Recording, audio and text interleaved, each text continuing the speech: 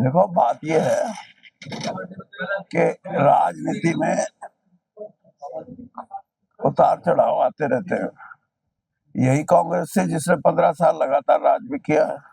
शीला दीक्षित जी मुख्यमंत्री थी, और अब जैसे आपने कहा जीरो, तो अगली बार क्या पता दूसरे की जीरो।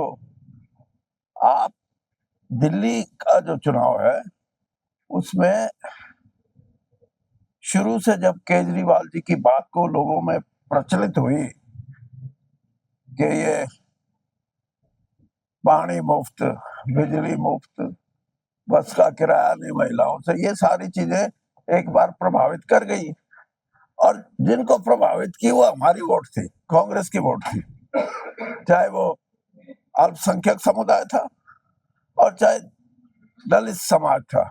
ये बहुत बड़ा वोट बैंक शिफ्ट कर गया था। अब हमने प्रयास किया है और मेहनत करेंगे, क्योंकि कांग्रेस फिर भी एक राष्ट्रीय पार्टी, और जिसका आपको लगेगा कि कोई ऐसा राज्य नहीं जहां कांग्रेस की उपस्थिति नहीं है।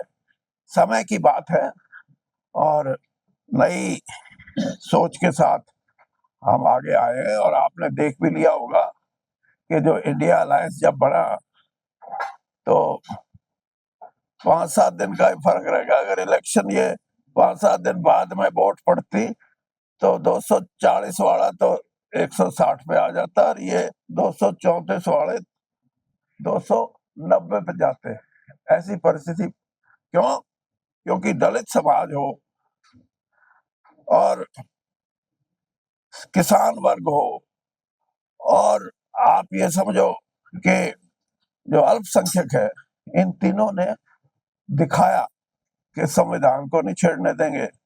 हमारे जो अधिकार हमारे को मिले हैं संविधान में, चाहे वो आरक्षण का अधिकार है, चाहे हमारे को सामाजिक रूप से उत्थान का अधिकार है, इससे जो छेड़खानी, और यही परिणाम हुआ कि भारतीय जनता पार्टी जो 400 की बात करती थी, उनको भी पता लग गया कि 400 का नाम लोगे तो पिटाई ऐसे होती है।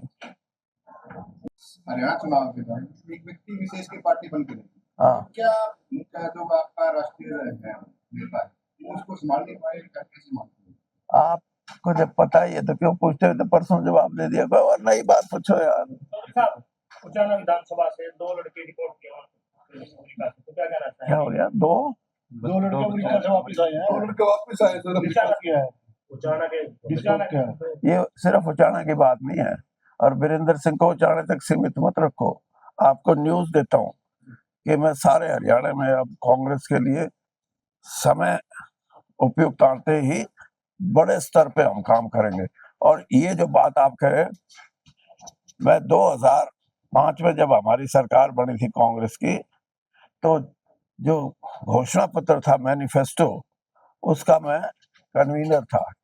और मैंने उस वक्त ये बात कही थी, ये 20 साल पहले की बात है, कि विदेश जाने वाले चाहे पढ़ाई के लिए जाए, चाहे नौकरी के लिए जाए, चाहे और रोजगार के लिए जाए, वीजा लगवाने की सुविधा, पासपोर्ट बनवाने की सुविधा, और वहां की कोई सरकार हमारी सरकार से उस व्यक्ति विशेष के लिए कोई गारंटी मांगे, उस ये 3 सुविधाओं के लिए हम काम करेंगे। और मैंने शुरू भी किया था, लेकिन वो कौन सा है? इसके जवाब में बात यह है कि इस देश में प्रजातंत्र है, और प्रजातंत्र की व्यापकता ये है कि हर एमएलए के अपने अधिकार, हर मिनिस्टर के अपने अधिकार, मुख्यमंत्री के अपने अधिकार, मेंबर पार्लियामेंट के अधिकार, और प्रधानमंत्री और उसके मंत्रियों के अपने अपने अलग अधिकार। लेकिन एक अपभ्रंश हुआ, और वो मैं अपभ्रंश सिर्फ हरियाणा तक सीमित नहीं रखता, सारे देश में जो सीएमओ है, चीफ मिनिस्टर ऑफिस,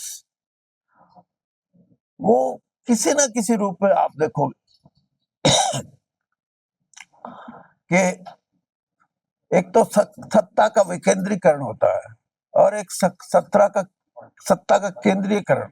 विकेंद्रीयकरण तो परिभाषित है कि ये प्रजातंत्र का मुख्य अंग है। लेकिन सत्ता को केंद्रित करना एक ही जगह, ये भी एक ऐसी चीज है जिससे कि आदमी, अगर मुख्यमंत्री के दफ्तर से चपरासी की भी बदली हो तो कहाँ प्रजा मंत्री क्या करेंगे, विधानसभा क्या करेगी? ये चीजें हैं, इन पे पुनर्विचार करने की जरूरत है। और जैसे मैंने कहा कि एक विशेष रूप से हम एक बड़ा अभियान चलाने की तैयारी में हैं, और वो बात प्रमुखतः डेमोक्रेसी, प्रजातंत्र, हमारा संविधान, संविधान में हमारे अधिकार और वोट देने का अधिकार, इन चीजों को लेके मैं ये समझता हूं कि एक मंथन की जरूरत है। क्योंकि कहीं ना कहीं, जैसे मैंने कहा, सीएमओ का जब एक ऐसा है जो अपभ्रंश हो सकता है, तो कई चीजें अपभ्रंश की तरफ बढ़ रही है, उनको रोकना और स्वच्छ और मजबूत प्रजातंत्र हमारे देश में रहे, इन विषयों पे राजनीतिक दलों को अपनी छोटी बातों से ऊपर उठ के सोचना पड़ेगा। और मैं ये कह सकता हूँ कि कांग्रेस इस विचारधारा के साथ अब आगे बढ़ेगी। हाँ हाँ, साथ में कह रहे कि ईवीएम पर चुनाव नहीं होगा। अपने यहाँ भी है क्या कोई? सिर्फ जलाना, सफेदों भी है। अच्छा, हाँ, एक तो कमेटी है मेरे ख्याल में, और वो दूसरी भी कमेटी है, या दोनों कमेटी है? हाँ? परिषद नहीं है। हाँ, आप क्या पूछ रहे थे? ईवीएम पे कह रहे कि चुनाव नहीं लड़ना चाहिए। हाँ हाँ, हमने फैसला लिया था ये कि हम ईवीएम के लिए कि इसका प्रयोग ना किया जाए, बैलेट पेपर का प्रयोग किया जाए। उसके लिए हमारा शिष्टमंडल मिला है उदय भान जी की अध्यक्षता में, जो हमारे अध्यक्ष हैं, और हमने, लेकिन एक ही जवाब था, और वो ये जवाब था, आप देर से आए। इसका मतलब इसकी लड़ाई भी करनी पड़ेगी, क्योंकि जो ईवीएम के बारे में ये भाषा का प्रयोग होता है कि इसमें तो छेड़छाड़ हो ही नहीं सकती। जब बनाने वाले ने छेड़छाड़ कर दी, ये ईवीएम क्रिएट कर दिया।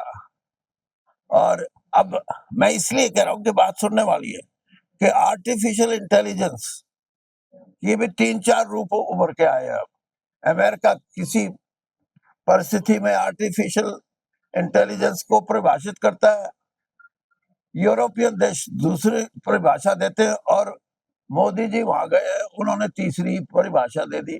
तो मतलब कहने का ये है, जब एक ऐसी टेक्नोलॉजी के बारे में भी 3-4 व्यूज आ जाते हैं, तो ईवीएम तो भाई किसी की बनाई हुई चीज है। जो बनाता है उसका दिमाग तो उसी का लगा होगा ना, वो दिमाग उसको खराब भी कर सकता है, सीधी बात है।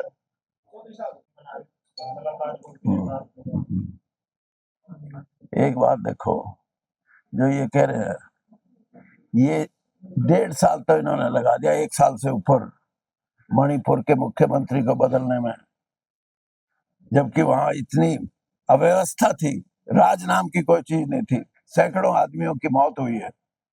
और आज क्या है कि इस्तीफा दिया, अब विधानसभा नहीं चलेगी, 6 महीने के बाद कोई होगा।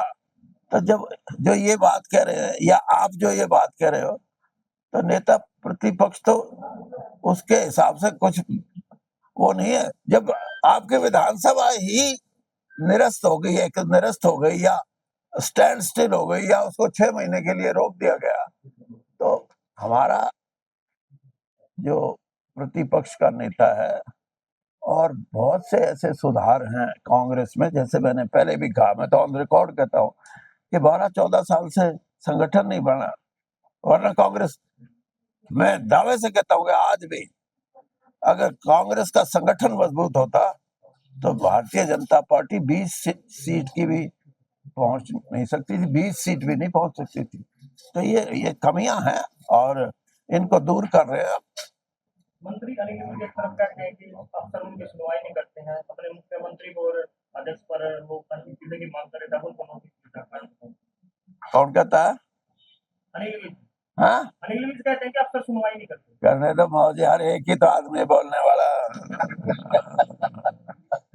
बीजेपी का डिप्टी स्पीकर अजय कश्मीर जी वो कह रहे हैं कि दिल्ली चुनाव के बाद ना कांग्रेस को मोक्ष की प्राप्ति की हम दुआ करते हैं, कांग्रेस को मोक्ष की प्राप्ति किसको मोक्ष हो गया? मोक्ष की प्राप्ति की दुआ करते हैं deputy doctor speaker. Krishan Middha deputy speaker कह रहा है कि कांग्रेस के मोक्ष की प्राप्ति के लिए अरे न्यू के भाई तेरा सूद बैठ रहा है। हाँ, जैसा मिड्डा और कांग्रेस के प्रति ऐसी ये कम से कम सभ्य बात करनी चाहिए। मोक्ष की तो प्राप्ति के लिए और बतेरे जान लग रहे हैं, चले जाओगे। हाँ, मारेंगे जितनी घड़ी डुबकी मारेंगे उतने तोड़े।